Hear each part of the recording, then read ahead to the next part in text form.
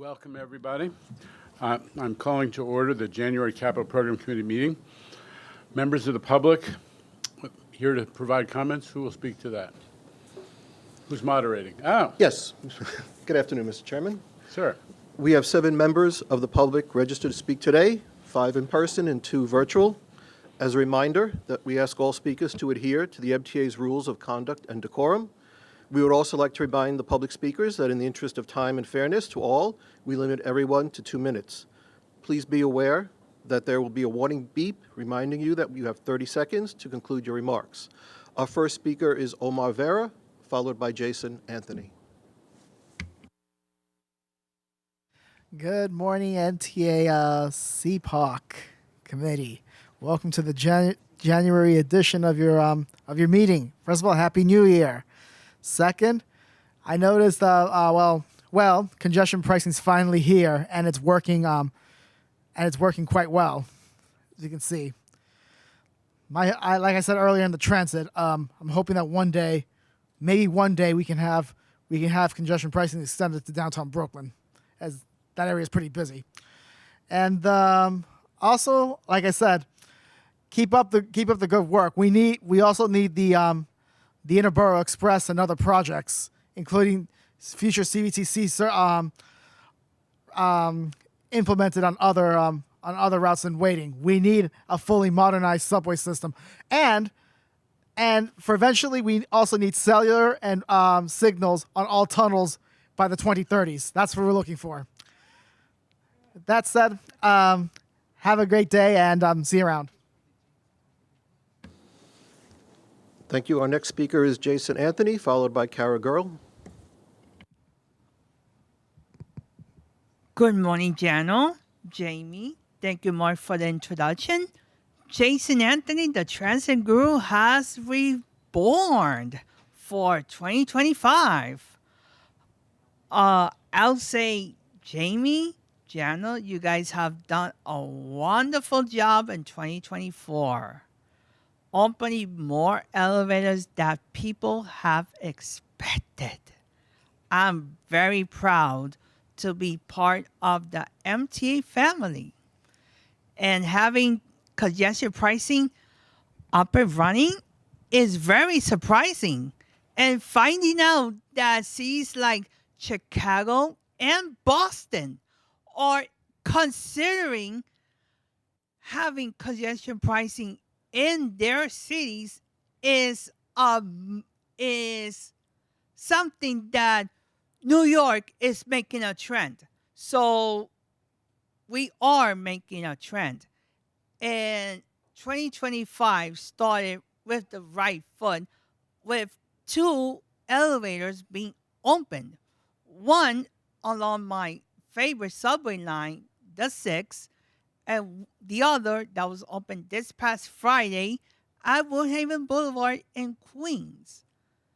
So 2025, despite the uncertainties that is going on in Washington, we should remain resilient, positive, and with the help with the MTA board and all the advocates, we are New York tough, and we are that Empire State.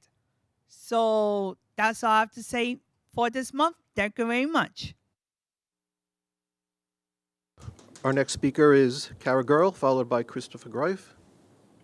Good morning. I'm Kara Girl, Planning and Advocacy Manager at the Permanent Citizens Advisory Committee to the MTA, PCAC. Last month, we were cautiously celebrating the upcoming start of congestion pricing and the governor's pledge to fully fund the capital plan. And after 3 weeks, the data shows that it's working. And importantly, money is finally coming in to fund the remaining projects in the 2020 to 24 capital plan. We hope to hear more soon about when it will start to be bonded. But we also received some alarming news in the final days of 2024. The legislature threw us a curveball when they rejected the 2025 to 29 capital plan. This disappointing move put riders at the center of political negotiations in Albany. But it's up to our elected leaders to ensure that transit is fully funded and the capital plan is invested in. We're thankful that Governor Hochul has proposed that the state and city each fund $3 billion of the plan, but it's important to note that this is $1 billion less than anticipated from each. Federal funding is also key, though we're in a precarious place with the new administration. Above all, we're counting on legislators and the governor to put their heads together and propose concrete, dedicated, and recurring capital funding streams that riders and the MTA can count on. The good news is that PCAC has done a lot of the work for them. Our upcoming report details nearly 24 funding options for Albany to pick from, although some sources are clearly more equitable than others. We cannot afford to see cuts to the capital plan, which is almost entirely made of critical state of good repair, resiliency, and accessibility projects, and the transformative IBX. They can't wait, and if the MTA is required to amend the plan, we urge you to prioritize the projects that keep the system's daily operations running. As detailed in the Partnership for New York City's new report on the economic impacts of the MTA's 25 to 29 capital plan, it will generate an estimated $106 billion of statewide economic output over 5 years, supporting an average of 72,700 jobs. We need a fully funded capital plan to build a better region. Thank you. Our next speaker is Christopher Greif, followed by Bruce Hain. Good morning, everyone. Christopher D. Greif. The future of accessibility rise with us. As my other colleagues have mentioned, as we have opened up 2 new elevators in Queens and the Bronx. If we have one in Brooklyn, we'll have a BBQ moment. But happiness means we're getting the things done. As Jamie has mentioned, this is not the old MTA, this is the new MTA. And I'm sorry if I'm using it a lot, but I love it. Because it's getting a message out to all elected officials that we need to move forward, stop thinking about the past. The congestion pricing is not just one area. It's helping also seniors and people with disabilities to get on Access-a-Ride, who uses Access-a-Ride, to get to their destinations on time. We can look outside Lower Manhattan right now. It is amazing that my own mother, when we came down, it's amazing from during the afternoon, say right at 3 o'clock when the evening rush is, it's nice to go through the tunnel, not getting stuck and doing the tango dance into the tunnel and getting out. It is not easy. Access-a-Ride has a schedule. We have a schedule. We have to make sure we allow ourselves additional hour. We need to remember that the capital projects are important. They're not for these. People got to realize seniors and disabled need elevators, ramps, updating LD lighting, technology, signages, and yes, the assistant button that's right now on the Long Island Railroad and being tested on Metro North. We need to continue that and making sure that Long Island Cares and Metro North Cares are there for a reason to make sure. And our guards and police officers are there on the train platform or on the train, so we don't have to see no fare evading, no one getting hurt, and especially getting on or off the trains. I thank MTA Police and NYPD, but we still need to continue the capital project, and I will advocate to the highest levels and remind them that the future of accessibility rides with us, and this is not the old MTA. This is the 21st century's new MTA. Thank you. Thank you. Our next speaker is Bruce Hain, followed by Maddie Bucky Highlands virtually. Good morning, Jano and committee. I suppose you wonder, with all this congratulations and self-congratulations, why a person who's been given the double tertiary digit effectively. I mean, you're always cordial and polite. You've always been very nice.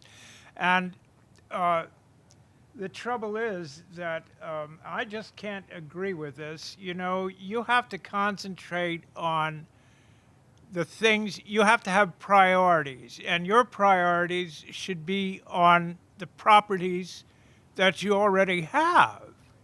For instance, well, I mean, why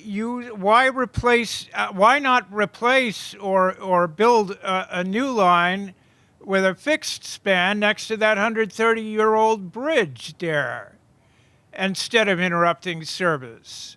I don't think that would be too much to do. I think in Russia, they do it that way. You know what they're doing in Moscow and in Russia. They do it that way. They're having a big build-out, and it's not like this stuff. You know, you have to concentrate on your priorities, which means not BX or whatever it's called, and not the reduced to 2 tracks that was supposed to be 4 tracks trunk line to the Bronx, and reducing the main line out east of Jamaica so that it deprecates the Belmont station so that it can't be used because you can't run trains from that through Queens Interlocking. It won't work. And that bridge, that flyover, I told you not to do that. And you go right on. With the platform, it's got to come out sometime. You're going to have, oh, I'm sorry. You're going to have 4 tracks in from Lower Manhattan and tracks in from another 2 from the main line. It can't work that way. And you're deprecating it. You're making it worse. And it's got to change. Thank you for your comments. Our next speaker virtually is Maddie Bucky's Highland, followed by Alita Dupree, also virtual. Thank you, Mark. And good morning, everybody. My name is Matty W. Bucky's Highland, and I'm an advocate for people with disabilities. For the capital project, remember, the future rides with us. Not me, but us.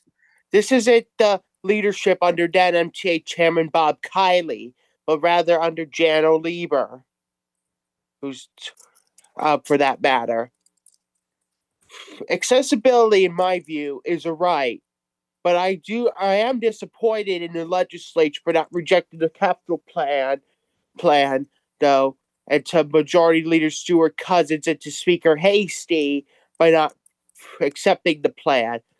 We'll have to see what comes when it comes to the finance time when Senator Liz Krueger and Assemblyman Pretlow introduced when they're having these joint hearings. But I also like to thank Senator Jeremy Cooney and Assemblyman Bill Magnarelli, the chairs of the Transportation Committee in the legislature, for their part as well.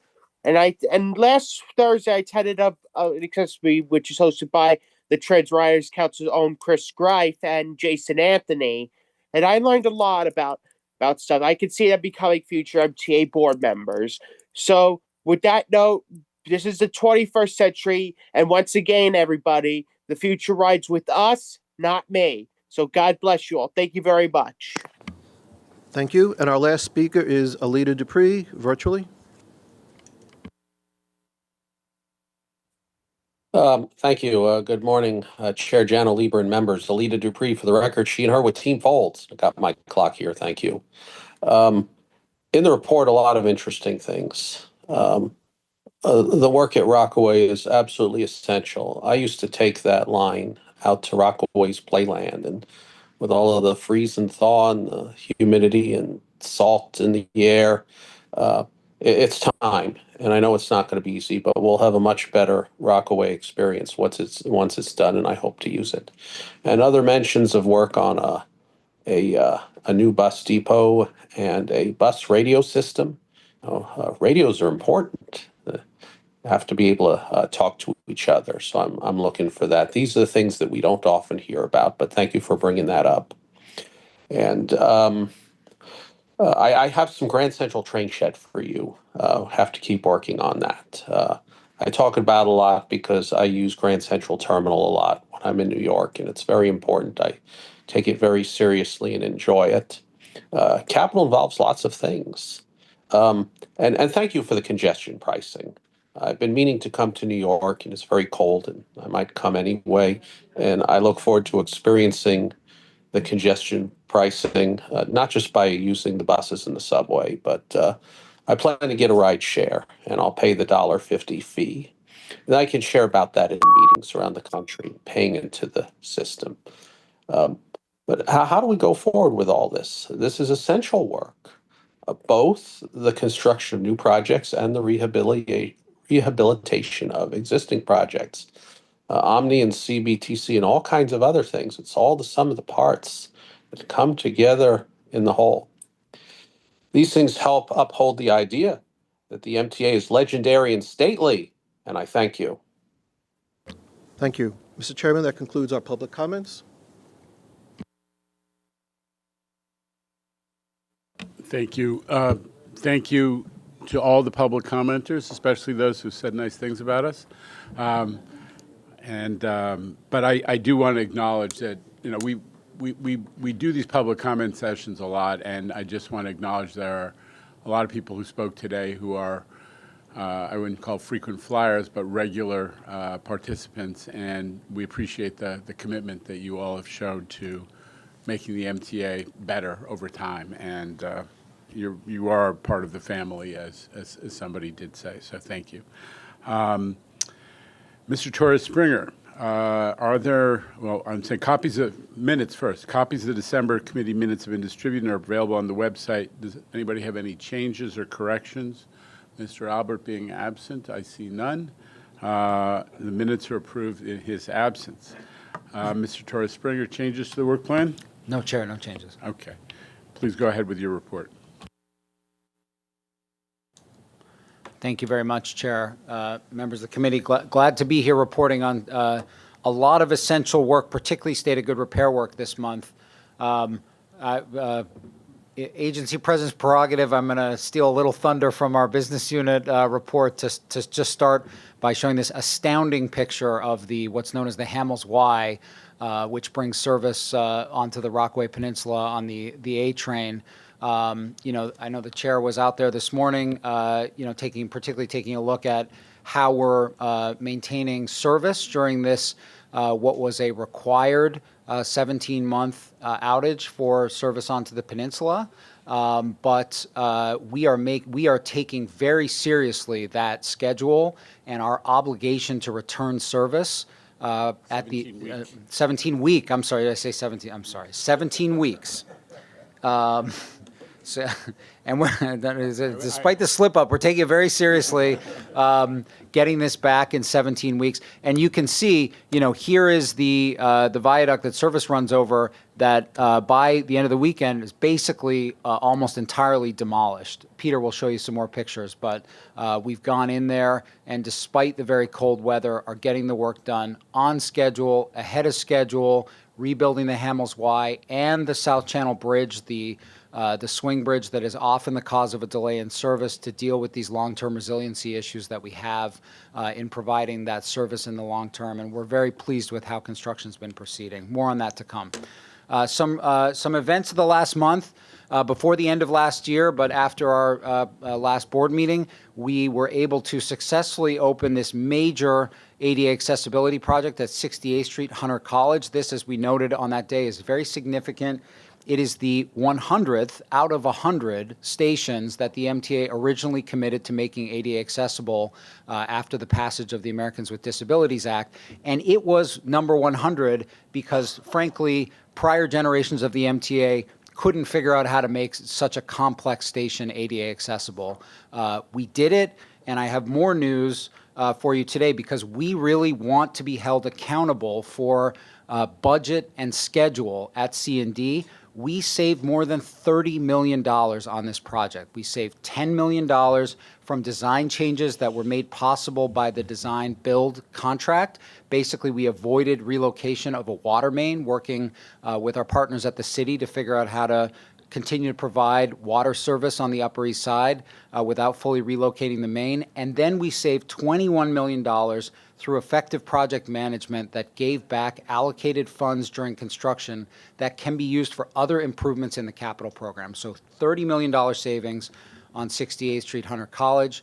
We also, at the beginning of this year, opened Westchester Square, the first ADA accessible station of the year, 3 new elevators, a dozen stairways rebuilt or refurbished. That project brought in on budget, also an enormously complex project.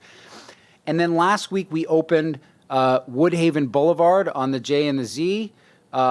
We saved on that project $40 million before a shovel was in the ground because we determined that based on how wide the street was and the difficulty in landing elevators at the mezzanine, we innovated and brought the elevators direct to platform. That saved us $40 million by not having to basically fully rebuild the mezzanine and add additional elevators to get there. And we are using that innovation on at least 2 other stations within the 2020 to 2024 program.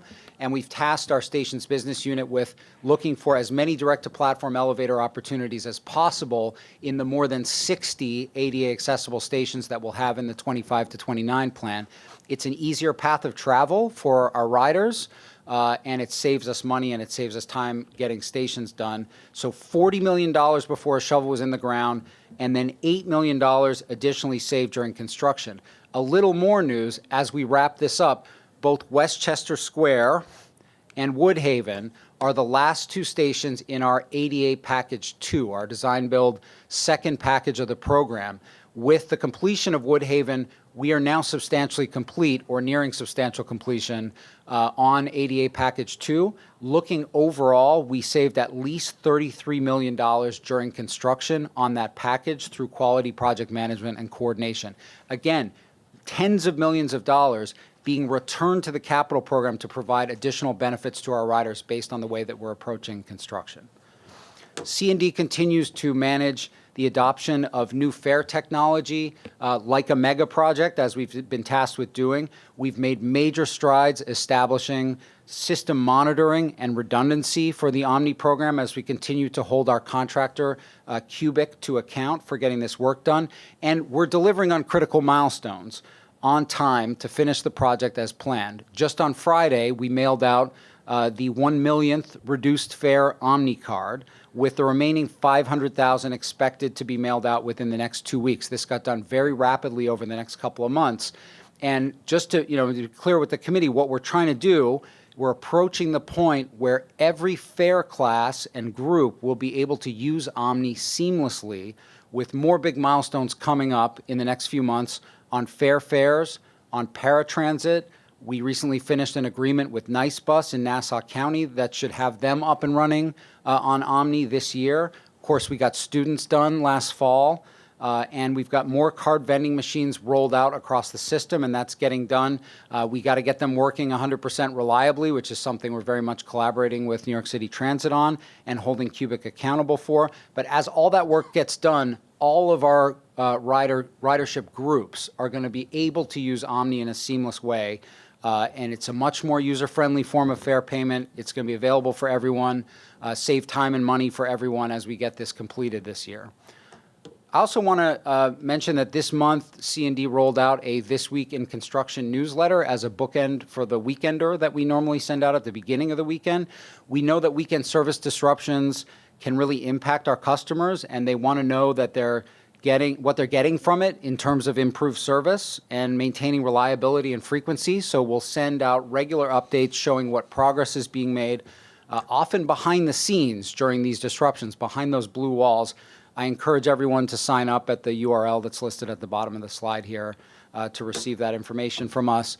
Turning to future capital projects and the future capital program, we remain positioned and getting stood up as much as possible to be able to execute projects within the 2025 to 2029 plan. As was mentioned by one of the speakers, last week the Partnership for New York City rolled out an independent assessment of the economic value of our proposed 25 to 29 capital program and demonstrated job creation all across New York State from work within it. So, this number, as just, former economic impact analyst here can just geek out a little bit to say that, a 150% multiplier on a $68 billion program demonstrates a significant return. We have the need to maintain our $1.5 trillion asset through this investment, but we also are showing a direct, indirect, and induced return on the money that gets spent all across New York State. And those 72,000 jobs, those are good jobs. They're high-paying jobs. Many of them are in regions all across the state, everything from providing equipment, obviously labor force that's employed on our projects all across the region, as well as rolling stock, which increasingly is getting produced in other parts of New York State. So very exciting results from that independent assessment. And of course, I do want to note that as congestion relief gets off the ground, those projects that are funded from congestion relief are moving forward. We released the request for proposals for Contract 2, the tunnel contract for 2nd Avenue Subway. We've gotten the Fulton and we added the Liberty line component of that, signal modernization, that's in procurement, ADA packages for 4 stations, including Bryant Park, and 19 more stations, 19 more ADA accessible stations that are funded by congestion pricing. And of course, we exercise, it's not on here, exercise the option for 270 battery electric buses that are funded by congestion pricing. So that's all moving forward. And as we transition to the report from our infrastructure business unit, I just want to emphasize a couple of important points. First, this is absolutely critical state of good repair work that we're going to be talking about today, and everyone knows it's the focus of our next capital plan. 90% of the capital plan is dedicated to state of good repair. This business unit, the infrastructure business unit, doing New York City transit work alone represents about a third of C&D's work. And it is the stuff we keep talking about to keep the system running. Tunnel structures, elevated structures, power, back-of-house facilities, and resiliency.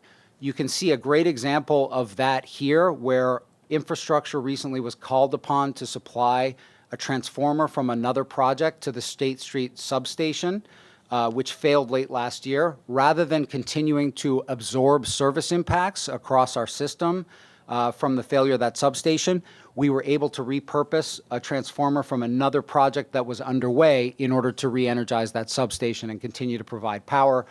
Peter's going to remind us that, and now we're scrambling to go and backfill and find the transformer for that substation that's under construction, but we'll sort that out. And the important thing is that we're getting the work done. The work is very important, but we don't want to rest on our laurels. So just a little bit different today. After Peter Koner, who's the head of our business unit, presents on status, Mark Roche, who is responsible for our delivery program and innovation across the whole delivery program, is going to tell us about 4 significant ways that we're saving precious dollars by innovating in how we deliver within the infrastructure business unit. And then finally, we'll hear from Alyssa Cobb-Conan, who's the new head of our planning department at C&D, about what's in our next capital plan and how the planning for that work is progressing. So with that, I'll hand it over to Peter.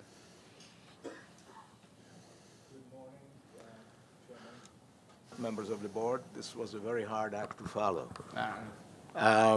It is a new year, so Happy New Year. So my name is Peter Kona, and I lead the infrastructure unit that is the largest in a C&D portfolio of delivery units. We do about $10 billion over the capital program and about 269 active projects at any given time.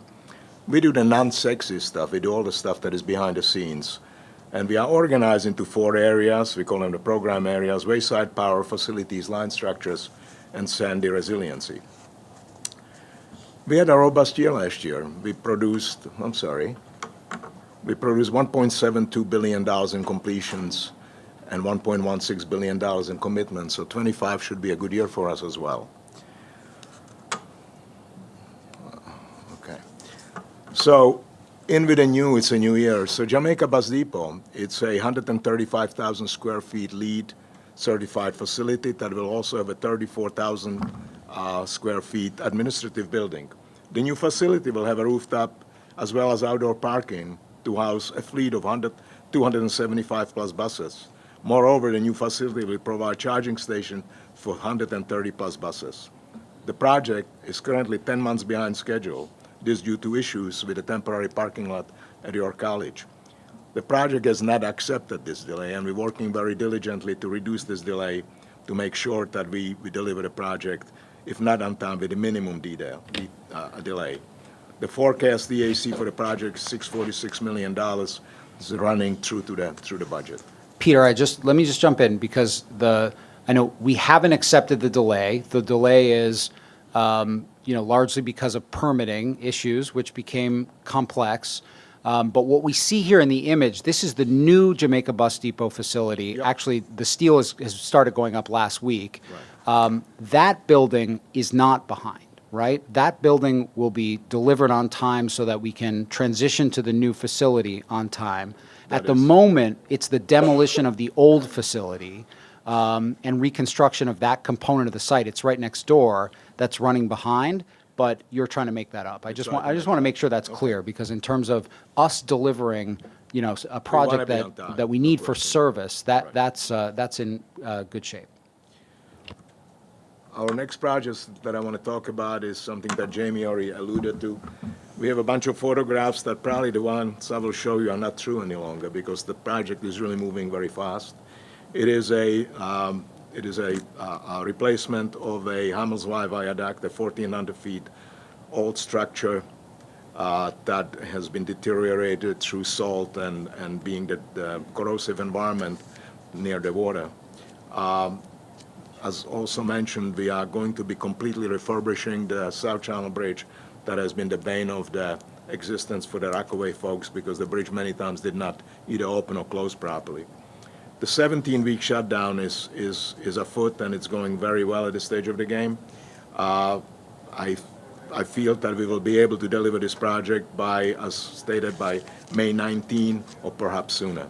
So the project is on time and on schedule, on schedule and budget. There's a bunch of pictures that I will show you. Some of these probably are not true any longer. This is the old right-of-way where we took out the ballast. Here is the demolition that you can see.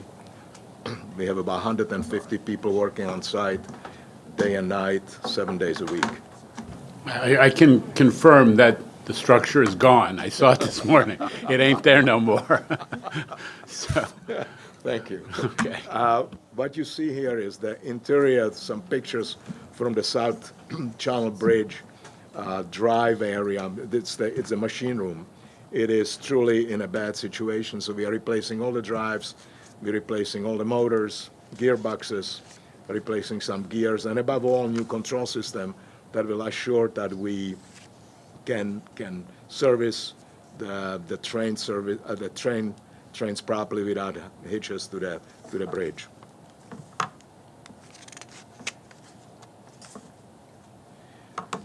A bus radio, this is some project that has been talked about for quite some time now. We had a contractor that has not really done well for us.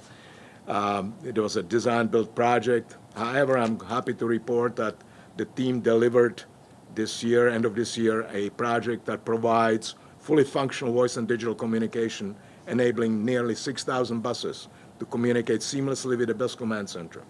We equipped the BCC, the bus command center, with new hardware software to support computer-aided dispatch for the entire bus fleet and non-revenue bus support vehicles. Installed 35 base stations across the 5 boroughs, including parts of New Jersey and Yonkers, to ensure comprehensive coverage for the MTA bus service throughout. Right now, you will see a little bit of a flyover over the 207th Street, a legacy project that has been with us since 2018. This is second largest center in the New York City Transit repertoire, right after Coney Island. What you see here is a 2,100 linear feet of resiliency wall that was built. What you see, that little detent provides for a high-pressure gas valve for the Con Ed. We have replaced 35,000 feet of track and 83 switches, upgraded the signal and power. Here you see a brand new building for the signal and RTO tower, one of 2 that we built, and upgraded all the necessary infrastructure within it. Additionally, we installed a water line to service the fire suppression system for the building that you just see, which is a Building A. More of the same. What I would like to say is that this project was really done in cooperation with New York City Transit with a minimal disruption to the system. And that concludes my delivery for you. I'm going to take it from here. All nice photographs and videos from Peter, but there's things going on behind the scenes which I think are worth everybody knowing about, that I think prove faster, better, cheaper. I'd like to say faster, better, cheaper, cleverer, but I leave it with the first 3, okay? Look, Peter showed a nice video. In the background here, you can see the 207th Street, and you can see the restaurants in the street that are on 10th Avenue there. One of the things that happened during Sandy, not only did the water come from the river, it also came up from the sewer system. It blew all the tops on the sewer manholes and came right up into the system. So to make this resilient going forward, we've shifted the sewer outside of the facility. And what you see in green there is the new line of that sewer. Every time we touch a street, it costs us millions of dollars. Every time we touch a street, we hit every single utility in the land. This time, the team did something very different. We put the sewer 30 to 35 feet down underground. First time we've done that in MTA. And we tunneled the sewer instead of digging out the sewer. That's a first for us. It's providing us with a toolkit which we've never used before. I think we've already got 10 projects that actually use this method now to actually advance and save money on other projects. What it's done is it avoided us getting involved in the street. It avoided us during COVID having to take away all of those street restaurants. It got us to a specialty contractor who knew what they were doing. We contracted with them directly to get the best price. This project, though it took a year longer to get it going, finished on schedule and $8 million ahead of schedule, $8 million ahead of budget. A unique way for us to involve a specialist, and you'll hear lots of specialists coming in as I talk today. The ability for us to avoid utilities is a strategy across all of our projects, and this is just the latest demonstration of how we're getting out of the way of utilities. It's a very simple one, but it's extremely important. How do we get to our projects is becoming a major cost factor in bidders' work. I sit down and look at the costs of bids pretty much every day. I talk to contractors after they've prepared their bids and say, why did you bid that price for these projects? And every time I go through it and I say, well, I had to bring this piece of material in, I had to walk this mile to get to the track, I had to bring all that sort of hard stuff that I've got to carry, the guys are tired, I'm not getting the productivity. It's costing us 10, 20% in our projects just to get to the work sites on our project. Well, Peter's team did something completely different on the concourse line, over the Grand Concourse. They dug a hole, you know, real clever stuff here. But they dug a hole right in the right place to stop all that long cost and all that time it takes for us to get to projects. And that is a bigger picture here that we are seeing in lots of projects. We only have a certain amount of equipment to bring materials to site. We only have a certain amount of flat trucks, flat cars. Every time we bring material to site in tunnels, on bridges, it affects service. So more and more and more, we are taking away the expectation that contractors can use our facilities to get in and get to work. In this particular case, we got 40% more work done at the same price and got out of there 9 months ahead of schedule because we dug one hole. How do we get more access and more access as we go along is a key factor across all of our projects. We've talked about this one a couple of times before. We are saving hundreds of millions of dollars in how we're doing painting. When we spoke to you last time, we said we were going to try a new way of painting. We're going to stop the idea that we're only minutely cleaning the steel and then painting over it. I'm not sure anybody here would do that in their own home. What we do is we sandblast the paint now. We've taken the lessons from B&T and all those guys on those big bridges who make their painting systems last for 30 or 40 years. And we've applied that technology to where we're going on our projects. So we only repair this particular structure once in 30 years. That compares to what we're doing in the past few years before C&D of repairing the structure every 10 years. Not having to go back to repair these structures in 2030s, in 2040s, only in the 2060s is saving hundreds of millions of dollars on how we're approaching the maintaining of structures. It's a completely unique thing, and given that $5 billion is allocated in the upcoming proposed capital program for transit structures, that's $5 billion we don't have to spend in 2030 and 2040. Let's see if we need to do it in 2060. Major improvements in how we're getting preservation of our assets. This is a subtle one, but how do we get our specialists to do better? How do we get them to be more productive? We have specialists all over all of our business units. And in this particular case, it's just a series of contractors who are very good at repairing steel. We met with them a year or two ago and we said, look, how can we get more out of you? And the outcome of that was, well, look, give us more to do. And we took the view that what that meant was, okay, we're going to get you to repair the column bases, we're going to get you to repair the columns, we're going to repair the beams, you're going to go up on the top, you're going to repair it. And lo and behold, we got prices back from them which were 20% higher than what we expected. Our specialists turned out were afraid of working on the top of structure because it has to do with closing down tracks and managing outages on trains. Okay, we don't want to spend that extra 20%. We don't want to have the hierarchy of contractual problems that that implies. So what we've done is we've changed the bundling strategy. Instead of going up and everything geographically, we've gone horizontally. So now we have contractors out there who, instead of doing 50 or 100 column bases, they're going to do 1,000 column bases for us in one contract. So we've switched from a geographic bundling to a linear bundling for our specialist work. And you'll see in the months, as we sort of give you some more of the details in the future months, that a lot of these specialist contractors and specialist way of working need special ways of handling. And we need to understand our market better. We've been looking to work with our vendors to see how do we get them more productive. And that's, again, a theme that I think you'll see in lots of projects going forward. Thank you. I just want to echo one thing. You know, I had the good fortune or the misfortune of taking over East Side Access 10 plus years after it started and trying to bring that project in, which we did successfully.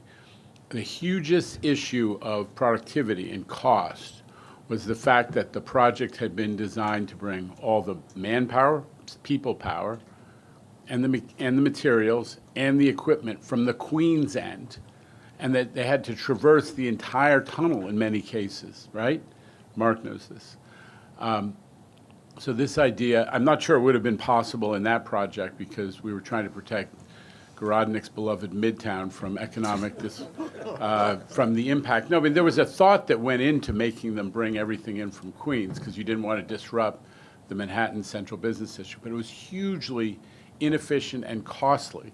So this idea of actually creating a stairway and an entry point that we build, even if it doesn't exist now, to give contractors access and to minimize those costs and increase productivity is actually an important innovation that could yield benefits. So credit to you guys. Very, very useful presentation. As a reformed C&D hack, I love it. Go ahead. So as we've just heard, the infrastructure business unit has been stepping up to meet the challenge of getting more done. And we all know that's very important because we must deliver even more. We're all painfully aware of the immense backlog of capital work we need to do, and every day that passes, we increase the cost, the risk, and the inconvenience to the New York region.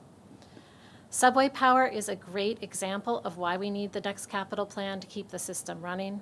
Over 1/3 of New York City Transit's 224 power substations have major components that are in poor or marginal condition, and this risk will only grow as the equipment that provides the power to the third rail continues to age. Power incidents are the most disruptive type of incident, delaying an average of 34 trains per incident, and a single incident can often delay hundreds of trains. The 25 to 29 capital plan calls for $3 billion for us to increase the pace of how much power work we do. This is both because we have a substantial backlog, over 1/3 of the system, but also because we know immediately behind this we have this ballooning cohort of substations that will also be beyond their useful life. Our plan calls for us to do work at 67 substations. This is based on detailed analysis we did across the system to identify the most critical locations, such as where we have multiple substations in a row that are in poor and marginal condition, or a yard that has a substation that's in poor or marginal condition. This yard substation is required to give the train the power it needs to get it into service. Another important area that we need to get more done in is resilience. We're all experiencing more frequent and intense weather events. And as we celebrate the completion of the Sandy projects that Peter just showed us, we know from personal experience that there's far more to do to protect our system. A major focus of the 25 to 29 plan, $700 million, is dedicated to expanding our protections against stormwater runoff and flooding from torrential rain. Whenever we are hit with intense rainfall of more than 1 3/4 inches per hour, our infrastructure is at risk of floods that can severely disrupt service and cause widespread delays. We've had at least 10 of these storms of this magnitude over the last several years. Our strategy to protect the subway from stormwater flooding is twofold. First, at the sidewalk level, we need to deter stormwater runoff from entering the underground subway system, advancing mitigations in 32 locations. And the second part of our strategy, we need to improve the infrastructure below the sidewalks that removes water from the subway tunnels. The equipment that does this is located in pump rooms. We have found that incidents and delays due to weather are 2.5 times more likely in locations served by pump rooms that are in poor or marginal condition. And the 25 to 29 plan calls for investment in 14 of the poorest performing and undersized pump rooms. And finally, as this board knows, we need to increase the amount of capital work we get done in our subway shops and yards so that we can provide safe and reliable service by inspecting, repairing, and cleaning the rail cars. Unfortunately, our shops and yards are among the poorest condition assets. The $1.6 billion investment in shops and yards is a need that's been identified for decades. If you look back over our past 20-year needs, we have identified over and over again the need to rebuild our shops. And over again, it's among the first to be cut when there are budget constraints. Many of the shops were originally designed for rail cars from a completely different era. Two of our oldest shops, Livonia and 240th, date back to the early 1900s. They're so out of date that our teams at these shops cannot perform maintenance of any rail cars built after the 1980s. As we replace our oldest rail cars, which we also must do to provide reliable service, we must have the shops that can service them. As many noted in the public comments, we face a choice to fall behind or to invest like the future rides with us, and never could this be more true than for our aging, hidden infrastructure that this business unit rebuilds. That's it. I mean, there's a lot here, folks. There's a lot here. My head is swimming. But I want to invite the board to questions and comments. Mr. Herbst. Well, first of all, thank you. And Jamie and crew, you're doing a fabulous job. And this presentation really talks about, and we've heard time and time again about the cost savings, time delivery, and they're always satisfying, wonderful things to hear. And the expression said, the new MTA, it's so true. And one thing that you didn't talk about, or maybe you implied, was one of the greatest savings that we have is conversation. And Mark Roche, the conversations that you have going into projects and delivery and asking the questions that you talked about during your presentation are so important. You have developed, the whole department has developed a dialogue with the construction community, the contractors, to look where the savings can be, because the faster you do it, the more savings there will be, and it's also the productivity on the contractor side as well. They're looking for the next job. They want to get done in and out as quick as possible, and of course they want to make a profit. That's their livelihood. They're in the business to make money, but the more opportunities, the better jobs to do it efficiently. The MTA has become one of the best customers, and that means more people bidding, lower projects. And, I hear nothing but compliments from the contractors that I dealing with the MTA. So kudos to all of you, and thank you for doing such a wonderful service. Mr. Albert. Yeah, maybe it's because I came in late from the Transit Committee, but Jamie, I heard you talking about some of the benefits of congestion pricing, and I heard you mention the Fulton Street A and C line and Liberty line, but I did not hear you mention the 6th Avenue BD F&M, which is always talked about in the same breath. Is that not also part of this? It is. That's next. We're working hard on putting that package together to get it out the door this year. Okay, great. Thanks. I mean, Andrew, the Culver line in Brooklyn is pretty much operational for CBDC. It is. And so we have the Queens Boulevard line and the Culver line, and we're seeing benefits on the Queens Boulevard line. To really get the full benefit, we want to fix where the choke points are in the center of the system in Manhattan. That's what Jamie and you were talking about. It's important. I'll just add, we're also, the 8th Avenue line in Manhattan is moving towards completion. That became very complicated because of how we sequence with rolling stock arrivals and equipping of those trains, but we now have a plan, a path forward to finish that. That connects us up.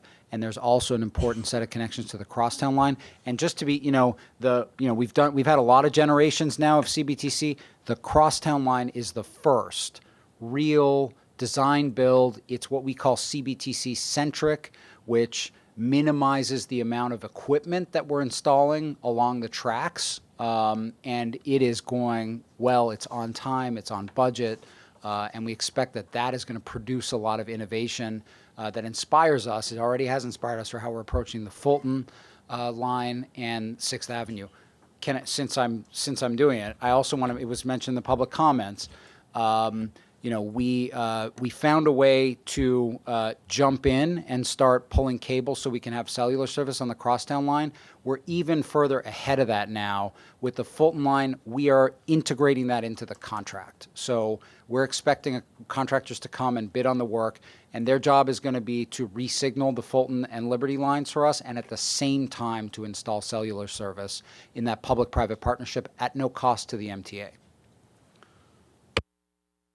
Anybody else before we go to the IEC? Okay. IEC. Thank you. Good afternoon, Mr. Chairman. As part of the IEC's oversight responsibilities, we analyzed a total of 53 infrastructure projects for both cost and schedule performance.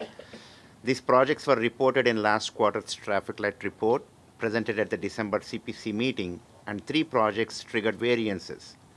The IEC reviewed variance reports from C&D on the 3 infrastructure projects that encountered schedule issues in the third quarter of 2024.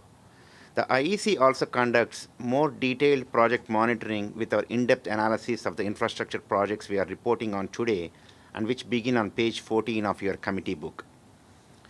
We will begin our report with the Jamaica Bus Depot. Jamaica Bus Depot is 27% complete. The IEC forecasts a 10-month delay due to DEP permit approvals needed. Alternatives to improve the schedule performance are being explored, and given the remaining project duration, the IEC agrees that some schedule recovery is possible, noting that the delay has no impact on the depot's operation and the current budget is forecast to be sufficient for project completion. Project risks, which include timely testing and commissioning activities, coordination of hazardous materials abatement, and third-party procurement of bus charging equipment are closely tracked and mitigation strategies are being implemented. Lastly, Rockaway Line resiliency and viaduct rehabilitation. The IEC notes the project is on schedule and within budget. The project team successfully prepared for and commenced the long-term general order. The diversion spans approximately 4 months. The IEC notes that the project team has halted track, signal, and communication scope at Beach 105th Street while it undergoes a technical evaluation. The project is progressing well. Materials and potential supply chain issues are being mitigated by utilizing multiple suppliers and prioritizing submittal reviews and approvals. The project management team is supplementing these efforts by performing pre-delivery material inspections, tracking of steel and concrete component fabrication, as well as expedited design, submittal, and approval of long lead items. In the IEC's opinion, the project team continues to progress the project and mitigates risks to ensure timely project completion and remain within budget. This concludes the IEC's comments on C&D's infrastructure business unit.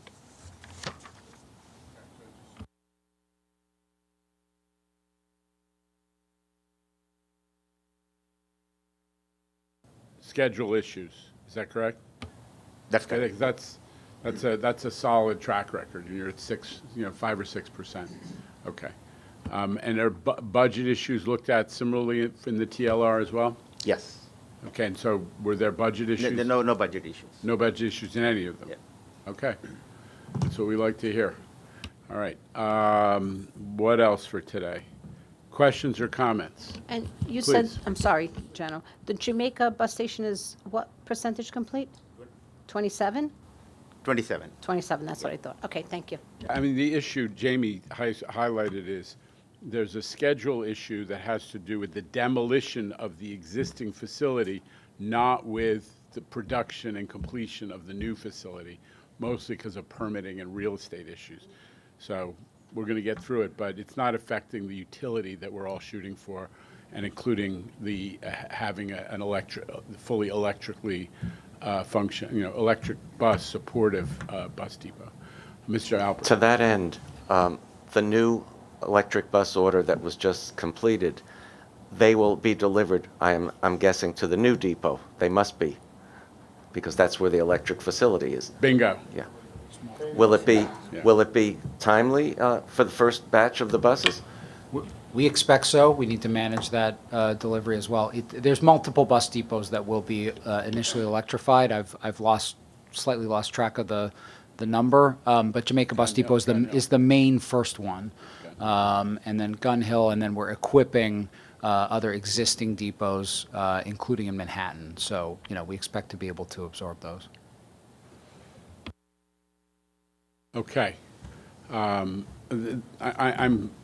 I can't resist. This is what we want to be talking about. Like, how do we get, this is what the next capital program is about. How do we get all the unsexy stuff done so that we don't have more power facilities going into poor marginal? We don't have any room for compromise. The $68 billion program is the minimum program that will allow us to make progress on these not publicly celebrated but important elements of our system: power, structure, shops and yards. We ain't going to let the shops and yards that are impossible to put on service continue to go untouched. We're just not going to do it.